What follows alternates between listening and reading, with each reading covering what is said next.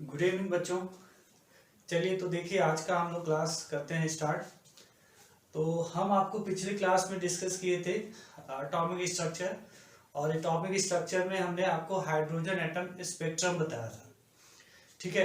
तो क्या होता है कि जब हाइड्रोजन एटम अपने एक्साइटेड स्टेट में जाता है, और एक्साइटेड स्टेट में क्या होता है, एटम बहुत ही कम स्टेबल होता है।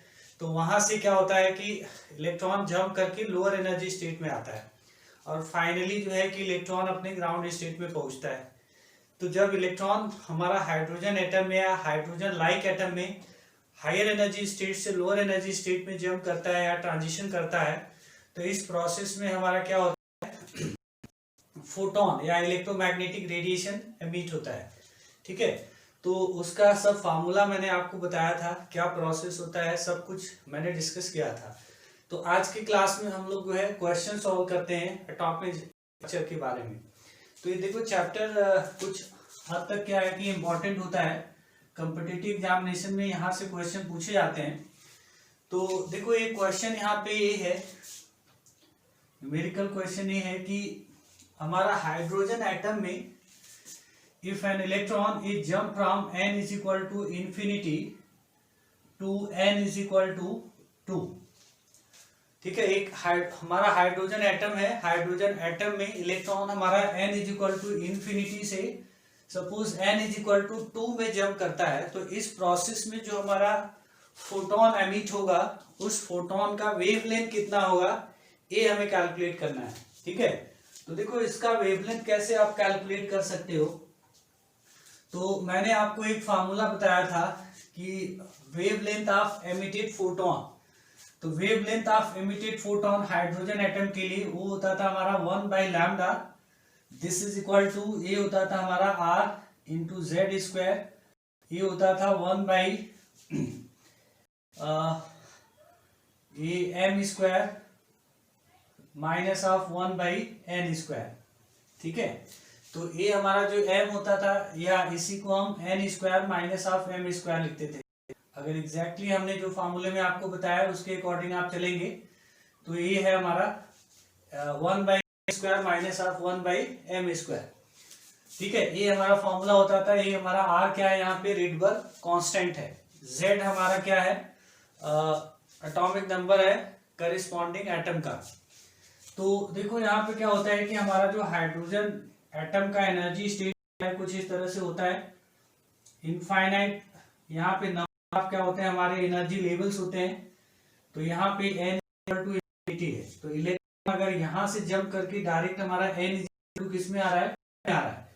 तो ये हमारा n इज इक्वल टू है, n is equal to infinity है। तो इसके करेस्पॉन्डिंग हमारा जो फोटोन एमिट होगा हायर एनर्जी स्टेट से हमारा एनर्जी स्टेट आ रहा है। ठीक है। तो ये n is equal to infinity, ये इसको क्या होता है, ये हमारा जो है कि m है और ये हमारा n है फाइनली। ठीक है। तो हायर एनर्जी स्टेट से लोअर एनर्जी स्टेट में आ गया तो देखो क्या होगा हमारा। तो यहाँ पे इसमें रख दो वैल्यूज। तो एमिटेड फोटोन का जो वेवलेंथ होगा 1 by lambda is equal to r, और हाइड्रोजन एटम है तो हाइड्रोजन एटम के लिए तो 1 होगा z हमारा, और ये 1 बाई n स्क्वायर। ठीक है। तो 1 बाई n स्क्वायर मतलब कि किस स्टेट में फाइनली ये आया है। तो ये 2 में आया तो 2 का स्क्वायर कितना हो जाएगा 4 माइनस 1 बाई m का वैल्यू कितना है, इन्फिनिटी है। ठीक है। तो ये आ गया हमारा। तो ये हो जाएगा 1 by lambda is equal to r, और ये हो जाएगा 1 बाई 4। ये तो 1 बाई इन्फिनिटी 0 हो गया। तो यहाँ से लैम्डा इज इक्वल टू कितना आ जाएगा, देखो ये r बाई 4 आ गया। तो ये हमारा 4 डिवाइडेड बाई क्या हो जाएगा, r। ठीक है। तो यहीं पे हम लैम्डा इज इक्वल टू क्या करेंगे 4, और r का वैल्यू मैंने आपको कितना बताया था 1.097 इंटू 10 टू द पावर 7। ठीक है। इसको सॉल्व कर लेंगे तो इतना हमारा मीटर आ जाएगा वेवलेंथ। ठीक है। तो इस तरह से आपको कैलकुलेट करना पड़ेगा वेवलेंथ। ये हमारा इस क्वेश्चन का सोल्यूशन हो जाता है। चलिए तो अगला जो है कि क्वेश्चन हम लोग सॉल्व करते हैं। नेक्स्ट जो हमारा क्वेश्चन है वो इस तरह से है कि एक हमारा जो है लिथियम प्लस लिथियम 2+, एक हमारा जो है कि आयन है, और इसमें क्या हो रहा है हमारा कि ये देखो हमारा क्वेश्चन है, लिथियम आयन है और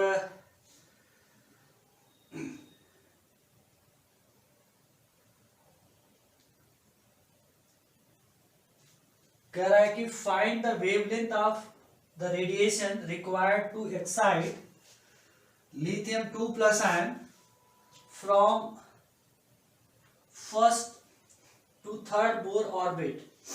ठीक है, कह रहा है कि लिथियम +2 आयन को एक्साइट करने के लिए from first to third Bohr orbit में एक्साइट करने के लिए जो हमें रेडिएशन चाहिए उसका वेवलेंथ कितना होगा। ठीक है, तो इसको हम कैसे कैलकुलेट करेंगे। पहला हमारा क्वेश्चन ये है, find the wavelength of radiation required to excite the electron in lithium 2+ from the first to third Bohr orbit. ठीक है, तो देखो इसमें कैसे होगा, तो ये हमारा जो है कि यहाँ पे एनर्जी स्टेट होगा फर्स्ट बोर ऑर्बिट। तो फर्स्ट बोर ऑर्बिट का मतलब क्या होता है कि यहाँ पे n = 1, n = 1 के करेस्पॉन्डिंग हमारा क्या होता है फर्स्ट बोर ऑर्बिट, n = 2 के करेस्पॉन्डिंग हमारा second Bohr orbit, n = 3, n = 4, इस तरह से हमारे ऑर्बिट्स बने होते हैं। तो इसका मतलब फर्स्ट बोर ऑर्बिट से उसको किस में भेजना है, थर्ड बोर ऑर्बिट में। तो मतलब कि इलेक्ट्रॉन इनिशियली जो है कि अपने ग्राउंड स्टेट में है और यहां से इसको भेजना है यहाँ पे। तो यहाँ पे जो एनर्जी स्टेट है हमारा E1 और यहाँ पे जो एनर्जी होगा इस स्टेट में E3 होगा। ठीक है, तो यहाँ पे जो एनर्जी गैप होगा डेल्टा E, तो डेल्टा E = हमारा क्या होगा E3 - E1। ठीक है, यही हमारा एनर्जी गैप होगा। तो आपको अगर अभी तक फार्मूला याद हो तो मैंने आपको फार्मूला डिराइव किया था कि हाइड्रोजन लाइट एटम है तो में जो एनर्जी होता है दैट = होता है -13.6, ये होता है Z² डिवाइडेड बाई हमारा n²। ठीक है, हाइड्रोजन लाइक अगर कोई एटम है मतलब सिंगल इलेक्ट्रॉन सिस्टम है तो उसमें nth ऑर्बिट में जो एटम का एनर्जी होता है वो इतना होता है। ठीक है, तो यहाँ पे हमको क्या करना है E3 - E1 है, यही हमारा डेल्टा E है। तो क्या होगा कि इसी एनर्जी गैप के करेस्पॉन्डिंग हमको क्या देना पड़ेगा, एनर्जी देना पड़ेगा इसको एक्साइट करने के लिए। अगर हमारा इलेक्ट्रॉन ग्राउंड स्टेट से इस स्टेट में जा रहा है थर्ड बोर ऑर्बिट में, या इसी को हम सेकेंड एक्साइटेड स्टेट बोलते हैं, तो अगर सेकेंड एक्साइटेड स्टेट में जाना है तो इलेक्ट्रॉन को एनर्जी या एटम को जो एनर्जी प्रोवाइड करनी होगी वो इसी एनर्जी गैप के इक्वल करनी पड़ेगी। तो यहाँ पे जो हमारा आएगा डेल्टा E = ही हमारा क्या होगा ये hc डिवाइडेड बाई लैम्डा आ जाता है। ठीक है, तो यहाँ से लैम्डा = हम लोग क्या लिख देंगे hc डिवाइडेड बाई ये हमारा डेल्टा E। तो यही हमारा इतना वेवलेंथ का लाइट या जो भी हमारा रेडिएशन है उसका इतना वेवलेंथ हमको रिक्वायर्ड होगा। ठीक है, तो ये जो hc होता है, देखो hc बहुत ही स्टैंडर्ड वैल्यूज होता है, इसका वैल्यू याद रखेंगे। h हमारा प्लैंक कांस्टेंट है और c क्या है हमारा स्पीड ऑफ लाइट है। तो इसका जो रेडीमेड वैल्यूज होता है ये होता है 1242 ये होता है इलेक्ट्रॉन वोल्ट नैनोमीटर। ठीक है, डिवाइडेड बाई हम यहाँ पे इन दोनों के बीच का एनर्जी गैप कैलकुलेट कर लेते हैं। तो देखो इस फॉर्मूले से पहले तो हम यहाँ से कैलकुलेट कर लेंगे कि ये हमारा जो है E1, तो E1 कितना हो जाएगा, तो ये -13.6 इंटू, अब लिथियम है तो लिथियम का जो एटॉमिक नंबर होता है वो कितना होता है 3 होता है, तो Z यहाँ पे 3 रख देंगे तो ये हो जाएगा 9 और ये 1 यहाँ पे डिवाइड कर देंगे तो ये हो जाएगा E1। सिमिलरली हमारा E3 में क्या हो जाएगा, तो E3 में देखो यहाँ से -13.6 इंटू Z का वैल्यू 9 डिवाइडेड बाई n का वैल्यू थर्ड के लिए 3 हो जाएगा तो ये भी 9, तो ये हो गया हमारा कैंसिल। तो अब देखो यहाँ से E3 माइनस ऑफ ये कितना आ जाएगा, तो यहाँ से अगर हमको E3 माइनस E1 निकालना है तो ये हो जाएगा -13.6 माइनस ऑफ ये हमारा आ जाएगा E1, तो ये -13.6 इंटू 9 है, तो क्या कर लेंगे देखो ये प्लस हो जाएगा तो माइनस माइनस प्लस और 13.6 को यहाँ से कॉमन कर लेंगे हम, तो ये हो जाएगा 9 माइनस ऑफ ये 9 माइनस 1, ठीक है, ये माइनस, तो ये हो जाएगा 13.6 इंटू 8, तो ये आ जाएगा 13.6 इंटू 8 का वैल्यू कितना आ जाएगा ये, तो ये देखो ये हो जाएगा 8 और ये हो जाएगा 108, इतना इलेक्ट्रॉन वोल्ट हमको क्या है एनर्जी देना पड़ेगा इलेक्ट्रॉन को, अगर इसको ग्राउंड स्टेट से थर्ड जो है कि क्वांटम नंबर में भेजना है तो अब इसी से देखो यहाँ से डिवाइड कर दो 108.8 इलेक्ट्रॉन वोल्ट कैंसिल हो जाएगा, और इसका जो लैम्डा का अप्रोक्सीमेट वैल्यू आ जाएगा यहाँ पे वो हो जाएगा यहाँ पे 11.4 नैनोमीटर के अप्रॉक्स, ठीक है, देखो इतना नैनोमीटर के अप्रॉक्स इसका वैल्यू आ जाएगा, ठीक है। तो हमें इस वेवलेंथ का क्या करना पड़ेगा, जो रेडिएशन है वो चाहिए Li+2 आयन उसके ग्राउंड स्टेट से फर्स्ट बोर और थर्ड बोर में सेंड करने के लिए इतना एनर्जी की जरूरत पड़ेगी। अब देखो इसी में हमसे एक क्वेश्चन और पूछा है, इसका दूसरा पार्ट हमारा क्वेश्चन का है कि जब हमारा इलेक्ट्रॉन यहाँ पे इस सेकेंड एक्साइटेड स्टेट में चला जाएगा तो यहाँ पे इलेक्ट्रॉन क्या होगा, बहुत ही कम टाइम के लिए स्टेबल होगा, फिर उसके बाद वो क्या होगा नीचे वाले एनर्जी स्टेट में आएगा। तो जब नीचे वाले एनर्जी स्टेट में आएगा तो इस प्रोसेस में क्या होगा कि फोटोन एमिट होगा। जब एटम हमारा हायर एनर्जी स्टेट से लोअर एनर्जी स्टेट में आता है तो क्या होता है कि हमारा फोटॉन्स एमिट होते हैं। तो इसमें एक क्वेश्चन है सेकेंड पार्ट कि how many spectral lines are observe in the emission spectrum of the above excited system, ठीक है। तो कह रहा है कि कितने फोटॉन्स हमारे जो है कि इसमें एमिट हो सकते हैं जब ये इलेक्ट्रॉन हमारा रिटर्न होगा अपने ग्राउंड स्टेट की तरफ। तो देखो इसमें कितने एटम पॉसिबल हो सकते हैं फोटॉन, तो एक तो हमारा ये यहाँ पे आ सकता है ट्रांजिशन होके इलेक्ट्रॉन सेकेंड एक्साइटेड स्टेट से फर्स्ट एक्साइटेड स्टेट में आएगा तो यहाँ से एक फोटोन इमिट हो जाएगा, फिर यहाँ से फर्स्ट एक्साइटेड स्टेट से फिर ग्राउंड स्टेट में आएगा तो यहाँ से एक और फोटोन इमिट हो जाएगा, 2 हो जाएगा। और एक ऐसा पॉसिबल है कि यहाँ से इलेक्ट्रॉन हमारा डायरेक्टली कहाँ पे आ जाए, ग्राउंड स्टेट में आ जाए, तो इस प्रोसेस में हमारा एक तीसरा फोटोन एमिट हो सकता है।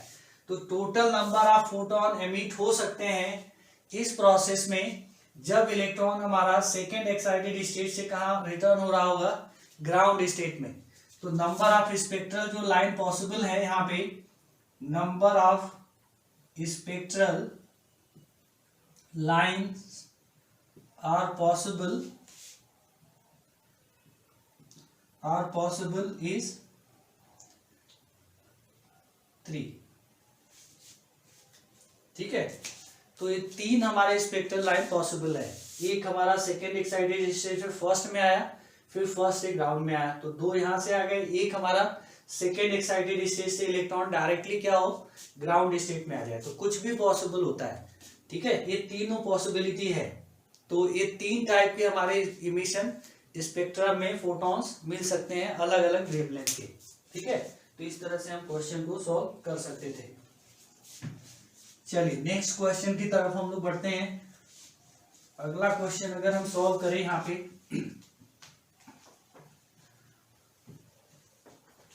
देखो इस चैप्टर में क्या होता है कि थोड़ा कैलकुलेशन होता है, आपको कैलकुलेशन करने के लिए तैयार रहना पड़ेगा, और कैलकुलेशन को थोड़े पॉइंट तक आप रिड्यूस कर सकते हैं, कम कर सकते हैं, जब क्या होगा कुछ रेडीमेड वैल्यूज आपको याद होंगी, ठीक है। तो कुछ रेडीमेड वैल्यूज अगर आपको याद हैं तो आप कुछ हद तक कैलकुलेशन कम कर सकते हैं, रिड्यूस कर सकते हैं।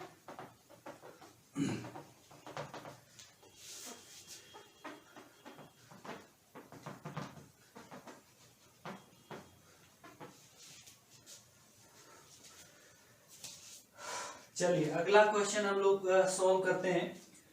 देखो नेक्स्ट क्वेश्चन इसमें ये पूछ रहा है आपसे, कह रहा है कि how many different wavelengths may be observe in the spectrum from hydrogen sample if the atom are excited to state which principal quantum number is n। ठीक है, तो सिंपल सी बात ये कह रहा है यहाँ पे कि एक हाइड्रोजन एटम है और ये हाइड्रोजन एटम में हमारा इस तरह से जो है कि क्वांटम स्टेट है। ठीक है, ये हमारा ग्राउंड स्टेट है।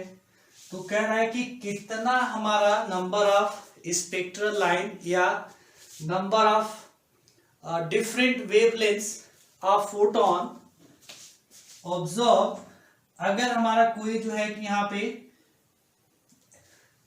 इलेक्ट्रॉन या एटम हमारा एक्साइटेड स्टेट में है वो nth क्वांटम नंबर में प्रेजेंट है।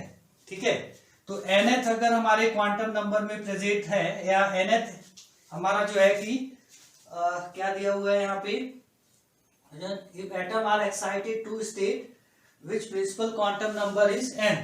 तो मतलब है कि प्रिंसिपल क्वांटम नंबर n में अगर इलेक्ट्रॉन है तो यहां से इलेक्ट्रॉन अगर ट्रांजिट करता है ग्राउंड स्टेट में आता है तो इसमें कितने डिफरेंट वेवलेंथ के फोटोन एमिट हो सकते हैं, ये हमारा क्वेश्चन है। ठीक है, तो देखो इसमें कैसे निकालोगे, तो फिर से वही कि इलेक्ट्रॉन अगर हमारा यहाँ पे एमिट हो गया, फिर यहां से आ सकता है, फिर इसके बाद यहां से आ सकता है, फिर यहाँ पे आया तो यहां से ये इसमें आ सकता है।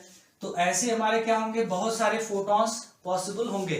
ठीक है, तो देखो इसका सिंपल सा सॉल्यूशन ये होता है, मैथमेटिक्स में जो मैथ वाले बच्चे होंगे उनका ये है कि हमारा जो nth प्रिंसिपल क्वांटम नंबर में है, अगर एक सिंपल सा एग्जांपल लेके हम सोचें कि मान लो अगर हमारा n इज इक्वल टू कितना है 2 है, तो अगर इलेक्ट्रॉन हमारा n इज इक्वल टू 2 में है मतलब फर्स्ट एक्साइटेड स्टेट में है, तो यहां से इलेक्ट्रॉन जब वापस आएगा ग्राउंड स्टेट में तो कितने फोटोन पॉसिबल है, सिर्फ एक है। ठीक है, तो जब n इज इक्वल टू 2 है तो हमें एक फोटोन या एक वेवलेंथ का ही फोटोन मिल सकता है। अब अगर हमारा n इज इक्वल टू मान लो 3 में अगर इलेक्ट्रॉन एक्सिस्ट कर रहा है, इस एक्साइटेड स्टेट में हमारा एटम है, तो यहां से कितने पॉसिबल हो सकते हैं, एक हमारा ये हो सकता है इलेक्ट्रॉन मतलब कि third excited state sorry second excited state से फर्स्ट एक्साइटेड स्टेट में आ जाए और फिर फर्स्ट एक्साइटेड स्टेट से कहाँ आ जाए, ग्राउंड स्टेट में आ जाए। तो एक तो यहाँ पे मिल जाएगा फोटोन एक वेवलेंथ का और एक यहाँ पे मिल जाएगा फोटोन, और एक हमारा क्या हो कि इलेक्ट्रॉन डायरेक्टली यहाँ से ग्राउंड स्टेट में आ जाए, तो एक हमारा तीसरा फोटोन अलग मिल जाएगा। तो अलग अलग एनर्जी के फोटोन है, मतलब उनका वेवलेंथ भी क्या होगा, अलग अलग। तो n इज इक्वल टू 3 है तो इसमें नंबर ऑफ फोटोन कितने आ रहे हैं, 3 डिफरेंट वेवलेंथ के फोटोन आ रहे हैं। तो ऐसे ही अगर हमारा कोई जनरल n है तो देखो इसमें मैथमेटिक्स वाले बच्चे है कि nth अगर हमारा ये ऑर्बिट में है तो यहाँ पे कितने लाइन होंगे, n इज इक्वल टू 3 है तो 3 लाइन यहाँ पे पॉसिबल है, 1 2 और ये 3। तो परमुटेशन और कॉम्बिनेशन मैथमेटिक्स में बच्चे पढ़ते हैं, तो परमुटेशन और कॉम्बिनेशन में क्या होता है कि किसी भी यहाँ पे 3 लाइन है तो किसी भी 2 को हमें चूज करना है, किसी 2 लाइन को क्या करना है, सिलेक्ट करना है, तो कितने नंबर ऑफ पॉसिबल वेज होंगे। ठीक है, ये बच्चे पढ़ते हैं। तो यहाँ पे देखो n इज इक्वल टू 3 जब है मतलब कि इलेक्ट्रॉन अगर हमारा n is equal to 3 quantum number में होगा तो हम यहाँ पे देखो कितने एनर्जी लेवल पॉसिबल है, एक तो हमारा n इज इक्वल टू 1 ये लाइन है, दूसरा n इज इक्वल टू 2 है ये वाला लाइन है, और n इज इक्वल टू 3 ये वाला लाइन है। तो इन तीनों में से किसी 2 को भी चूज करेंगे तो उसके करेस्पॉन्डिंग हमारा एक फोटोन इमिट हो जाएगा ट्रांजिशन में। देखो इसको और इसको हमने चूज किया तो एक फोटोन मिल गया, इसको और इसको हमने चूज किया तो एक फोटोन मिल गया, फिर इसको और इसको हमने चूज किया तो एक तीसरा फोटोन मिल गया। अब इतने ही 3 ही तरीके से हम क्या कर सकते हैं, डिफरेंट तरीके से इन तीनों लाइन में से 2 को हम चूज कर सकते हैं। ठीक है, तो इसी तरह से अगर हमारा इलेक्ट्रॉन nth क्वांटम नंबर में होगा तो मतलब हमारे पास कितने लाइन पॉसिबल होंगे, n लाइन पॉसिबल होंगे। तो n लाइन में से किसी भी 2 लाइन को हम कितने तरीके से चुन सकते हैं, तो होता है हमारा NC2। ठीक है, मैथ वाले बच्चे बहुत आसानी से समझ जाएंगे, थोड़ा मेडिकल वाले बच्चों को प्रॉब्लम हो सकता है लेकिन वो क्या करेंगे, फार्मूला ही याद रख लेंगे। ठीक है, ये एक तरह से फार्मूला है। सो नंबर ऑफ यहाँ पे number of different wavelength, number of different wavelengths photon emitted in this process ठीक है, इस प्रोसेस में जो नंबर ऑफ फोटॉन्स एमिट होंगे डिफरेंट वेवलेंथ के, उनका नंबर होगा हमारा NC2।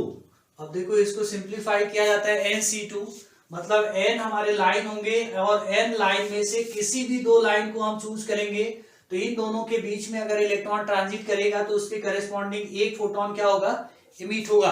तो इसी तरह से हमें काउंट करना है कि अगर इलेक्ट्रॉन nth ऑर्बिट में प्रेजेंट कर रहा है तो अगर nth ऑर्बिट से नीचे आएगा तो कितने डिफरेंट वेवलेंथ के फोटॉन्स इमिट हो सकते हैं पॉसिबल। तो पॉसिबल नंबर ऑफ वेज हमारा NC2 आ गया। तो देखो ये होता है हमारा factorial of n divided by factorial of 2, इसका जो सॉल्यूशन होता है ये होता है factorial of 2 into n-2 factorial.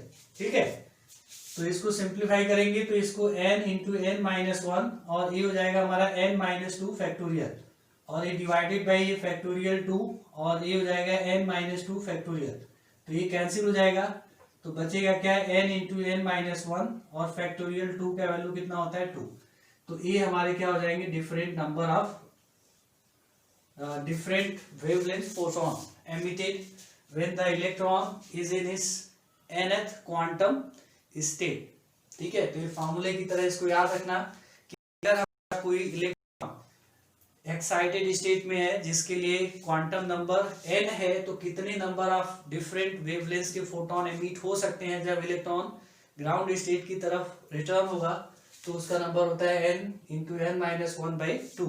अब देखो इसी में अगर हम n is equal to 3 substitute करते हैं, तो इसी फार्मूले में अगर हम n is equal to 3 substitute करते हैं तो देखो कितना आता है, तो n इज इक्वल टू ये हो जाएगा 3 इंटू 3 माइनस 1 डिवाइडेड बाई क्या हो जाएगा 2। तो ये n का वैल्यू देखो यहाँ से 3 आ जाएगा, तो ये नंबर ऑफ 3। तो यहाँ से देखो काउंट करने पे 3 आया भी है, तो इस तरह से हम यहाँ पे सोल्यूशन लिख सकते थे। ठीक है, चलिए तो ये हमारा हो गया सोल्यूशन। हम लोग अगले क्वेश्चन की तरफ बढ़ते हैं।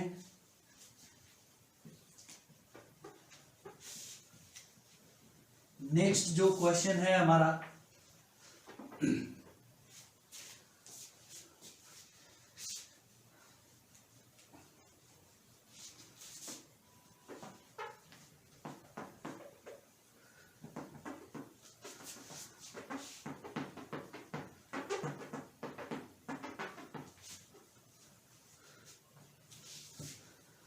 चलिए अगला जो हमारा क्वेश्चन है वो इस तरह से है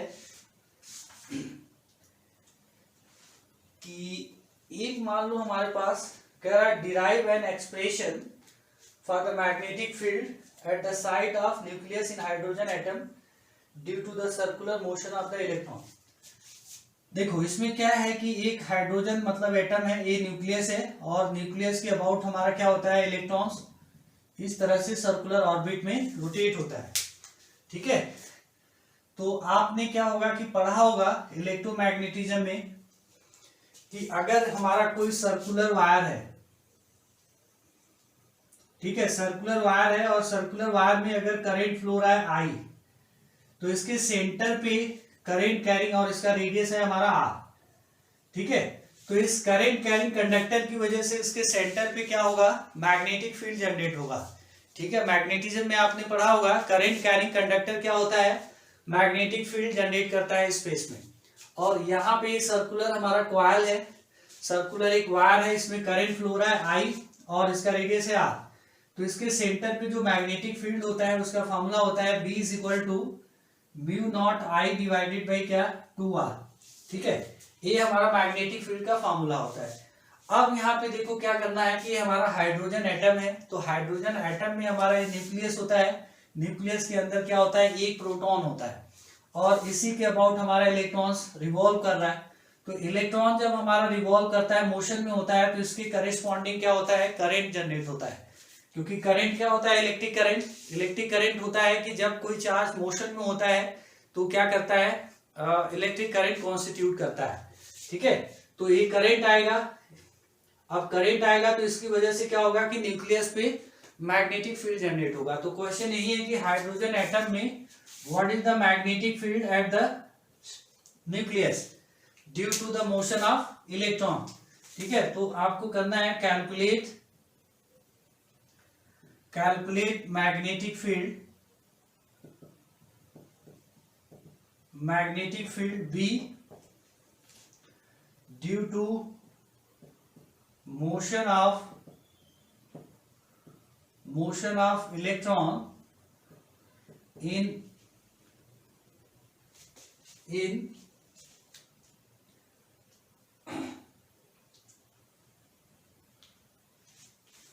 its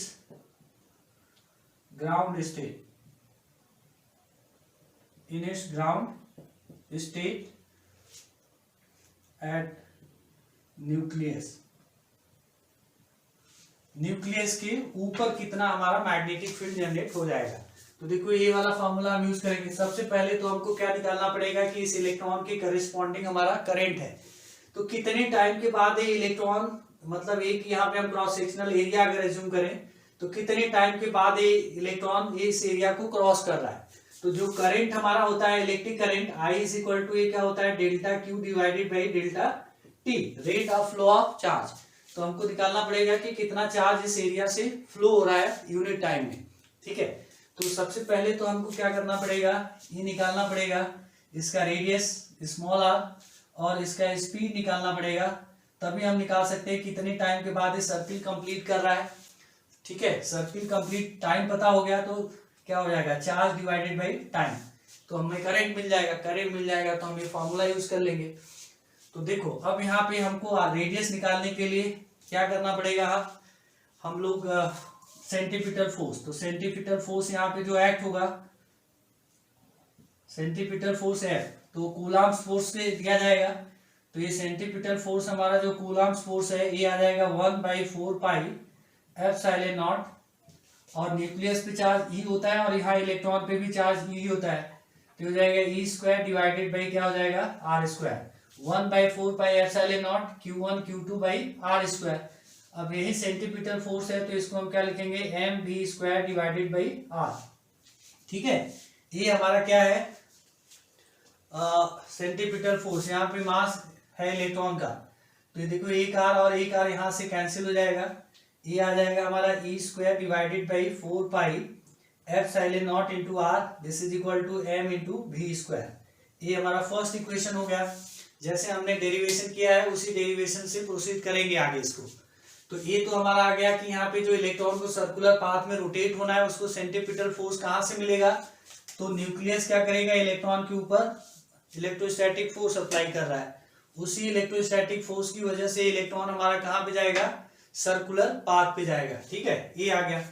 अब इसके बाद हमारा क्वांटाइजेशन, तो क्वांटाइजेशन अगर हम लगा देते हैं तो यहाँ पे देखो एंगुलर जो मोमेंटम होगा, तो एंगुलर मोमेंटम क्या होता है m into V into are.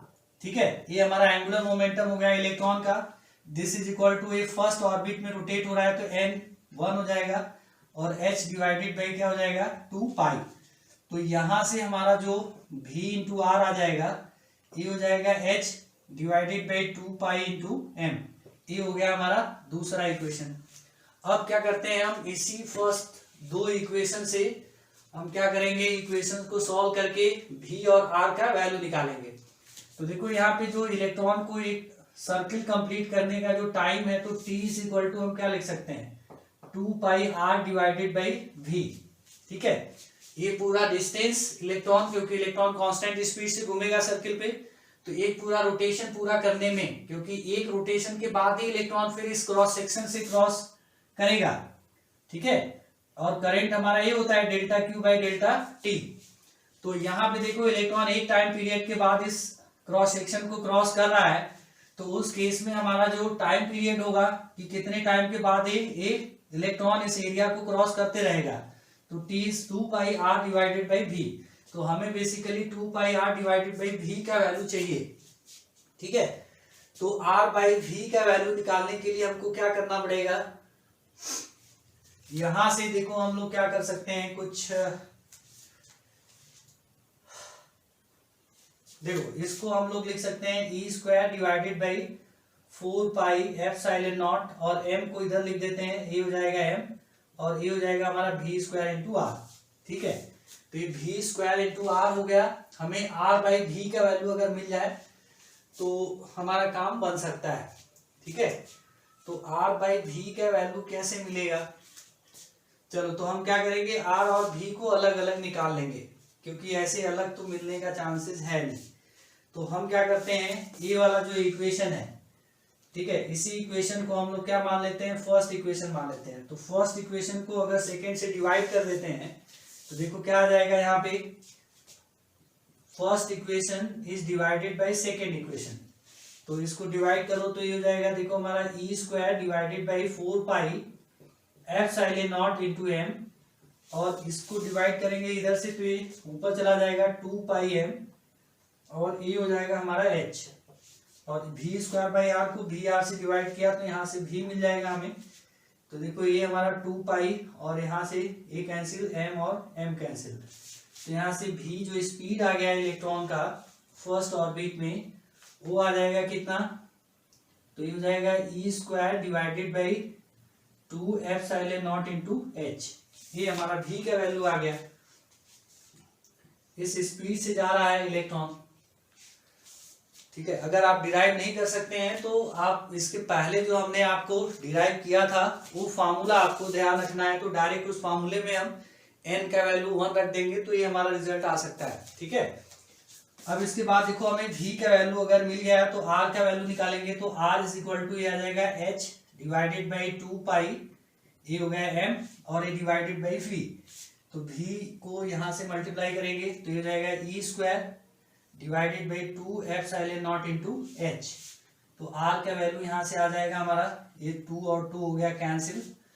अब देखो ये हमारा हो जाएगा epsilon naught H square divided by, ये हो जाएगा पाई into M into E square. तो ये हमारा r आ गया, ठीक है। तो ये हमारा v हो गया और ये हो गया हमारा r। अब देखो टाइम पीरियड निकालने के लिए हमको क्या करना पड़ेगा, तो 2 पाई r का वैल्यू ये है, तो ये हो जाएगा हमारा epsilon naught H square divided by pi into M into E square. अब इसको डिवाइड करना है v से, तो v से करेंगे तो हो जाएगा 2 epsilon naught into H divided by E square, ठीक है। तो ये टाइम पीरियड हमारा आ गया, 2 से 2 मल्टीप्लाई किया, ये हो गया 4 पाई, ठीक है, 4 पाई और एप्सिलॉन नॉट का स्क्वायर हो जाएगा और ये एच क्यूब हो जाएगा डिवाइडेड बाई ये पाई इंटू एम इंटू ई के पावर 4। ये हमारा क्या हो गया, टाइम पीरियड, ठीक है। तो ये टाइम में क्या होगा कि हमारा इलेक्ट्रॉन एक सर्किल कंप्लीट करेगा, ठीक है। तो अब इसके करेस्पॉन्डिंग हमारा जो है इलेक्ट्रिक करंट कितना आएगा, तो इलेक्ट्रिक करंट के लिए हम चार्ज, तो इलेक्ट्रॉन पे चार्ज हमारा कितना होता है, ई डिवाइडेड बाई ये हम टाइम पीरियड, तो ये आ जाएगा हमारा 4 पाई एप्सिलॉन नॉट का square H cube divided by ये हो जाएगा पाई एम इंटू ई के पावर 4, या इसको ऊपर लेके चले गए तो ये पाई, देखो पाई कैंसिल हो जाएगा, ये हो जाएगा ई तो हमारा यहाँ पे ये हो जाएगा m इंटू ई के पावर 4 डिवाइडेड बाई ये आ जाएगा 4 एप्सिलॉन नॉट का स्क्वायर इंटू एच क्यूब। ये आ गया हमारा करंट, ठीक है। अब हमारा ये करंट आ गया।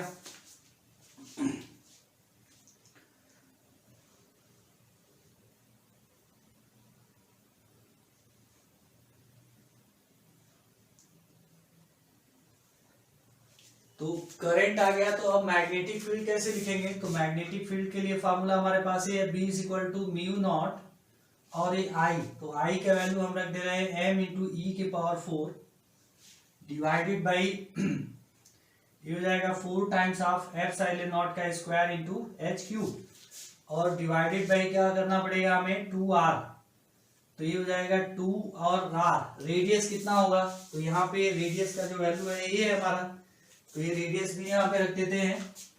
तो देखो रेडियस यहाँ पे रखेंगे तो ये आ जाएगा हमारा एप्सिलॉन नॉट, ये हो जाएगा हमारा एच स्क्वायर, ये हो गया एच स्क्वायर, यहाँ से रेडियस का वैल्यू रखेंगे, ये हो जाएगा पाई एम ई का, तो ये देखो कितना आ सकता है हमारा मैग्नेटिक फील्ड, ऊपर ले जाओ, हो जाएगा म्यू नॉट पाई, ये हो जाएगा एच स्क्वायर ई और 6 बाई ये हमारा 8 टाइम्स ऑफ एप्सिलॉन क्यूब हो जाएगा h और 3 और h स्क्वायर, ये h की पावर क्या हो जाएगा 5।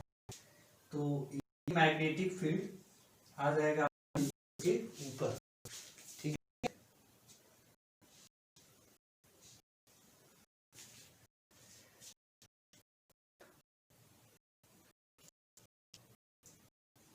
अब ये कैलकुलेशन कहीं पे मिस्टेक तो नहीं हुआ है, तो e के पावर 5 है, ये हुआ कि ये जब ऊपर जाएगा तो ये हमारा यहाँ पे 5 हो जाएगा और ये हमारा यहाँ पे क्या रहेगा 5, ठीक है। तो ये हमारा e के पावर क्या आ जाएगा 7, ठीक। तो ये हमारा आएगा म्यू नॉट e के power 7 pi m divided by 8 epsilon not का क्यूब टू h की पावर, तो ये हमारा रिजल्ट आएगा। आप इसको कर लो।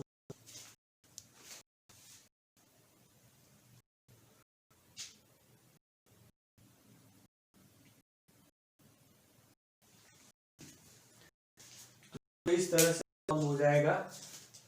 चलिए इस तरह से हम ये क्वेश्चन की करते हैं। नेक्स्ट जो है क्वेश्चन हमारा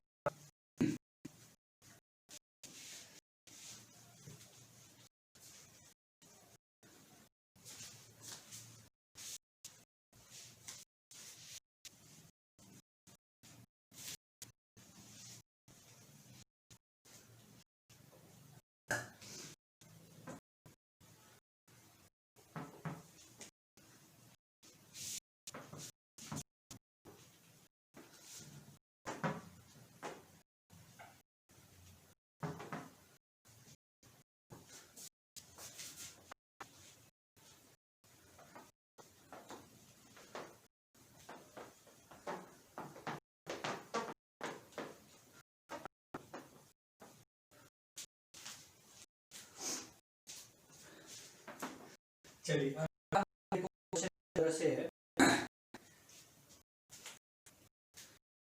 कि एक हमारा न्यूट्रॉन है, ठीक है। ये हमारा न्यूट्रॉन है और ये इससे मूव कर रहा है।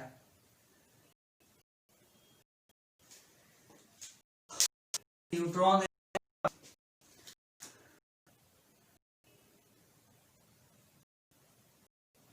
और ये है हमारा हाइड्रोजन एटम, ठीक है। तो यहाँ न्यूट्रॉन आके तो क्या कर रहा है, कोलाइड कर रहा है। अभी कोलाइड कर रहा है, यहाँ मास ऑफ न्यूट्रॉन और मास ऑफ हाइड्रोजन एटम को क्या लेना है, सेम। यहाँ पे mass of neutron is equal to mass of hydrogen atom, ये सेम लेना है और इसको मान m है। तो आपको ये जानना है कि इस न्यूट्रॉन का कम से कितना काइनेटिक एनर्जी होना चाहिए ताकि कोलिजन हाइड्रोजन एटम और न्यूट्रॉन के बीच में वो कोलिजन कैसा हो, इनइलास्टिक कोलिजन हो, ठीक है। तो क्वेश्चन ये है कि what is the minimum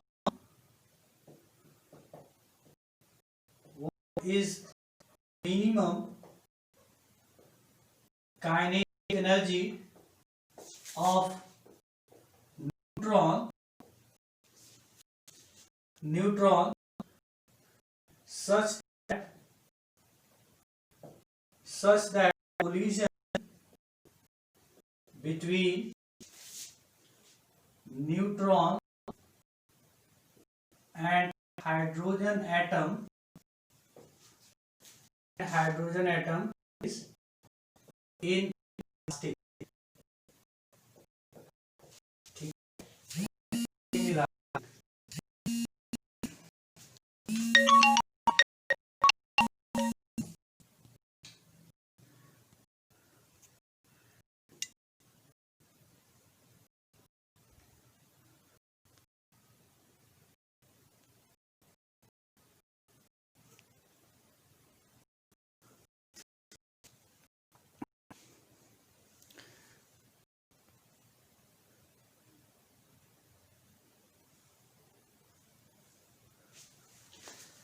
ठीक है। तो इसमें हम कैसे कि कम से कम काइनेटिक एनर्जी कितनी होनी चाहिए ताकि कोलिजन इनइलास्टिक हो। तो इनइलास्टिक कोलिजन में क्या होता है कि हमारा एनर्जी लॉस होता है सिस्टम का। तो यहाँ पे जो एनर्जी लॉस होगा वो एनर्जी हम एज्यूम कर लेंगे कि हाइड्रोजन एटम को क्या करने, एक्साइट करने में चला गया। ठीक है, तो कम से कम यहाँ पे जो एनर्जी चाहिए हाइड्रोजन एटम को एक्साइट करने के लिए, तो यहाँ पे ग्राउंड स्टेट में जो हाइड्रोजन एटम की एनर्जी होती है वो -13.6 इलेक्ट्रॉन वोल्ट होता है, और यहाँ पे फर्स्ट एक्साइटेड स्टेट में -3.4 इलेक्ट्रॉन वोल्ट की एनर्जी होती है। तो अगर हमारा इलेक्ट्रॉन फर्स्ट एक्साइटेड स्टेट में है, सॉरी ग्राउंड स्टेट में है, और ग्राउंड स्टेट से अगर फर्स्ट एक्साइटेड स्टेट में जाना है, तो यहाँ पे एनर्जी जो रिक्वायर्ड होगी ए एनर्जी गैप, मतलब यहाँ पे ए हमारा E2 है और ए वाला क्या है, E1 है। तो डेल्टा E का जो वैल्यू है यहाँ पे एनर्जी गैप हो जाएगा हमारा E2 - E1। अब इसमें से इसको घटा देंगे तो ये आ जाएगा 10.2 इलेक्ट्रॉन वोल्ट। ठीक है, तो कम से कम जो है कि एनर्जी जो चाहिए होता है हाइड्रोजन एटम को एक्साइट करने के लिए फर्स्ट एक्साइटेड स्टेट में, उसको क्या होगा 10.2 इलेक्ट्रॉन वोल्ट की एनर्जी देनी पड़ेगी।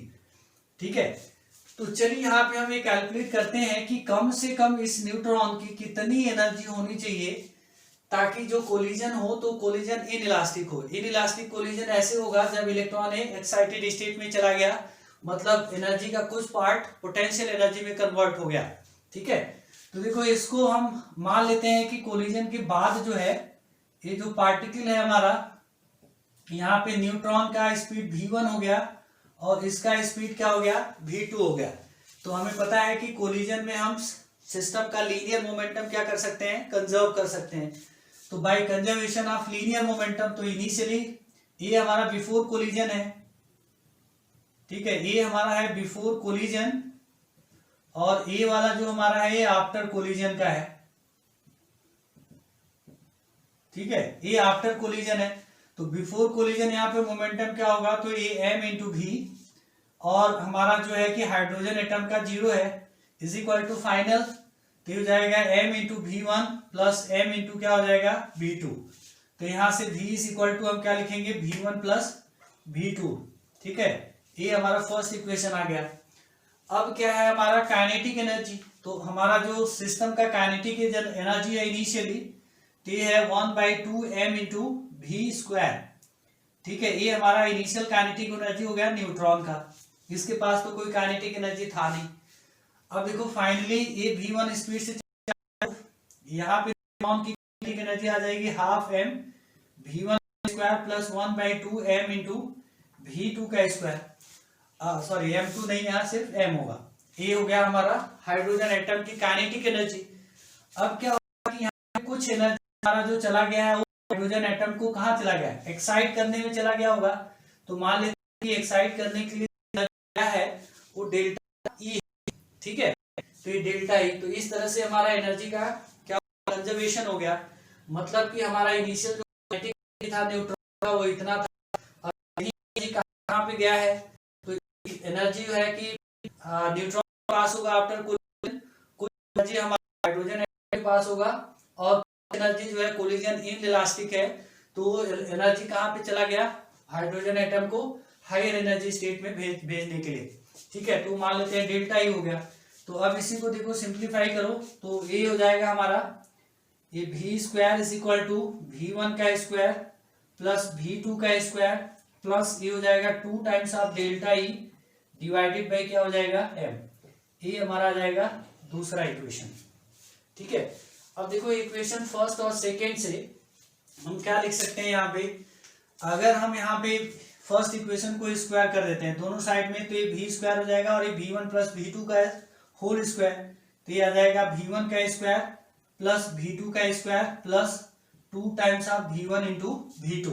ठीक है, तो अब ये वाला जो v का वैल्यू है यहाँ पे रख दो, तो ये देखो आ जाएगा हमारा v1 का स्क्वायर प्लस v2 का square plus 2 times of v1 v2, this is equal to v1 का स्क्वायर प्लस v2 का square plus 2 times of delta E divided by क्या हो जाएगा हमारा m। तो ये v1 और ये v1 और ये v2 और v2 हो गया कैंसिल। ठीक है, तो यहां से देखो हम क्या लिख सकते हैं, 2 टाइम्स ऑफ जो हमारा v1 और v2 है ये हो जाएगा 2 times of delta E divided by M. ठीक है, तो ये थर्ड इक्वेशन मान लो ऐसा।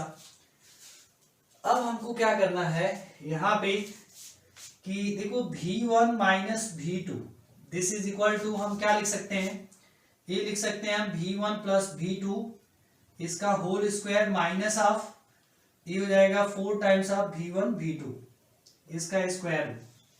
ठीक है, तो यहाँ पे हमारा क्या हो जाएगा, ये V1 प्लस V2, तो V1 प्लस V2 का वैल्यू क्या है, V है, तो ये आ जाएगा हमारा V स्क्वायर माइनस, ये हो जाएगा देखो यहाँ से 2 टाइम्स ऑफ V1 V2 हमारा कितना है, 2 times of delta E by M है, तो यहाँ पे हम इसको लिख सकते हैं 4 times of delta E divided by M, ये आ जाएगा।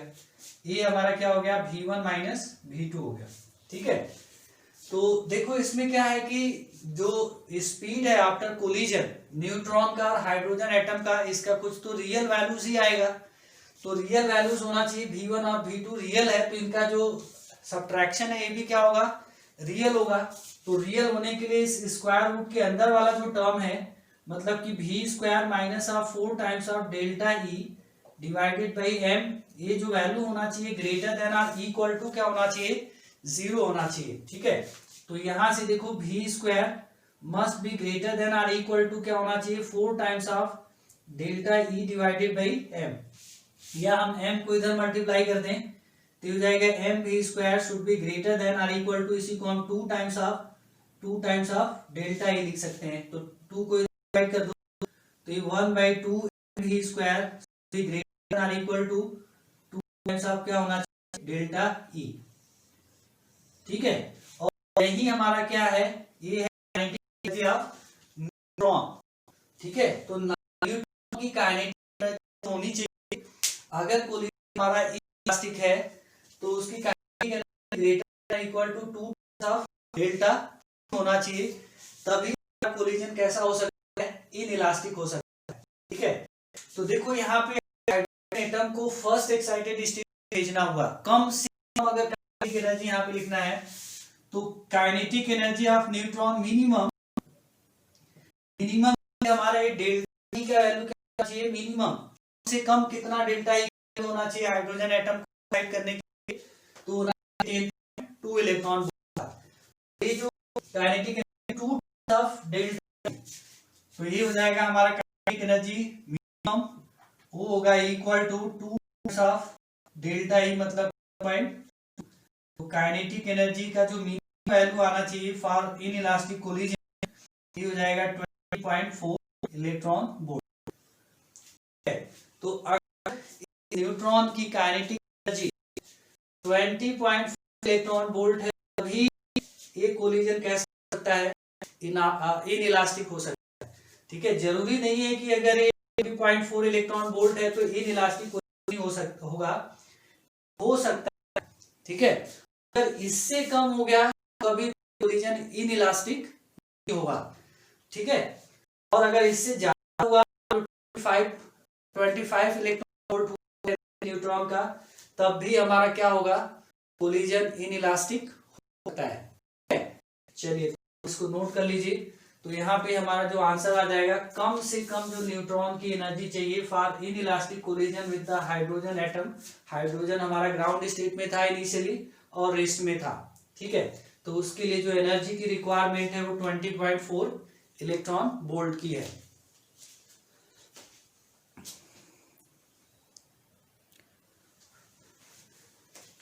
चलिए नेक्स्ट क्वेश्चन हम आपको दे देते हैं।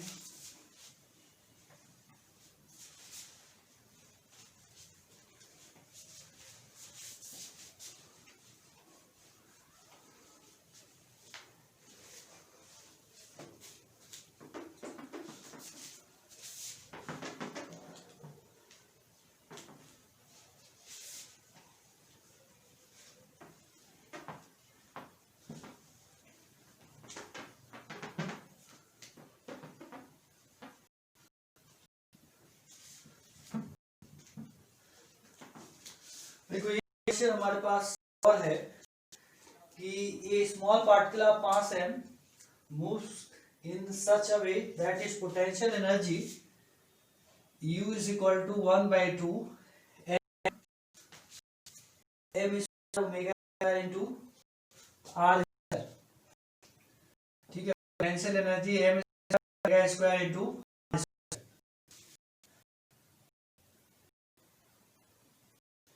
ठीक है। पार्टिकल है जो हमारा सर्कुलर पाथ में हो रहा है और इससे रोटेट हो रहा है, इसका जो पोटेंशियल एनर्जी है इस इक्वेशन से दिया है और ये आर है। यहाँ पे ओमेगा कांस्टेंट है, ये ओमेगा कांस्टेंट और m हमारा क्या है इस पार्टिकल का मास है। ठीक है, और ये पार्टिकल हमारा जो है इस तरह से सर्कुलर पाथ में रोटेट होते रह रहा है। पार्टिकल रोटेट हो रहा है और मान लीजिए इस पार्टिकल का रोटेशन चल रहा है, इसके लिए बोर्स जो प्रिंसिपल ऑफ कंडक्शन है वो है। ठीक है, तो हमें जाना है कि इस सिस्टम के लिए जो हमारा ऑर्बिट होगा उसका रेडियस कितना होगा। ठीक है, मान लीजिए कि यहाँ पे हमारा इस तरह है, तो अगर ये पार्टिकल सर्कुलर पाथ हो रहा है उसको क्या चाहिए, तो सेंटीमीटर मान लीजिए f, तो पार्टिकल दिया हुआ है हमारा फोर्स इस पर एक्ट होता है du/r होता है माइनस, इसका मतलब है कि यहाँ पे 1/2 इसको के रिस्पेक्ट में डिफरेंशिएट, तो 1/2 m स्क्वायर ओमेगा स्क्वायर तो कांस्टेंट है, आएगा हमारा 2 ये माइनस, तो 2 हो गया कैंसिल, तो f इज इक्वल आ जाएगा minus of m square omega square to r, ये हमारा फोर्स। तो माइनस यहाँ पे जो साइन है वो सिर्फ डायरेक्शन को रिप्रेजेंट कर रहा है, तो पार्टिकल सर्किल पे है तो सेंट्रीपिटल फोर्स का डायरेक्शन हमारा सेंटर की तरफ ही होगा। तो मान लो कि इस पार्टिकल का जो स्पीड है वो v है। ठीक है, तो इसके ऊपर देखो सेंट्रीपिटल फोर्स हमारा आ गया m omega square into m square omega square into r, यही सेंट्रीपिटल फोर्स हो गया। और सेंट्रीपिटल फोर्स हमें पता है m v square divided by क्या होता है r होता है, तो एक m और एक m यहाँ से कैंसिल, तो ये हो जाएगा m ओमेगा स्क्वायर इनटू ये r square is equal to v square, ये हमारा क्या आ गया फर्स्ट इक्वेशन आ गया। अब यहाँ पे बोर्स का जो क्वांटाइजेशन प्रिंसिपल है एंगुलर मोमेंटम का वो भी सिस्टम के लिए वैलिड है, तो क्या होगा यहाँ पे एंगुलर मोमेंटम इस पार्टिकल का, तो ये हो जाएगा m v into r, this is equal to ये हो जाएगा हमारा n into h divided by 2 pi हो जाएगा।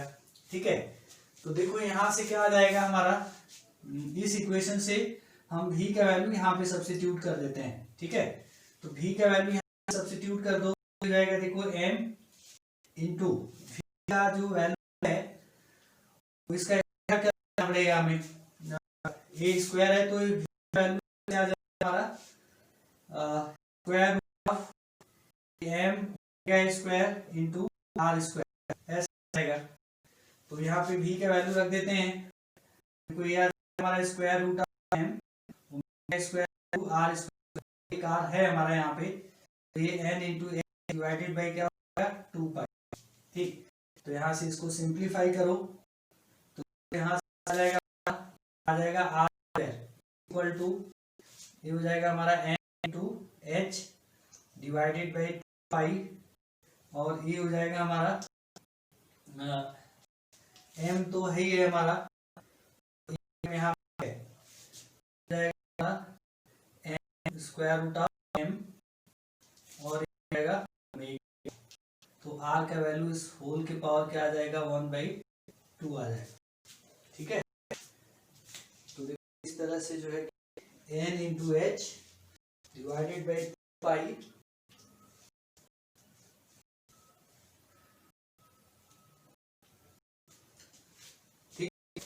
इस तरह से जो हमारा nth ऑर्बिट का रेडियस वैरी करेगा।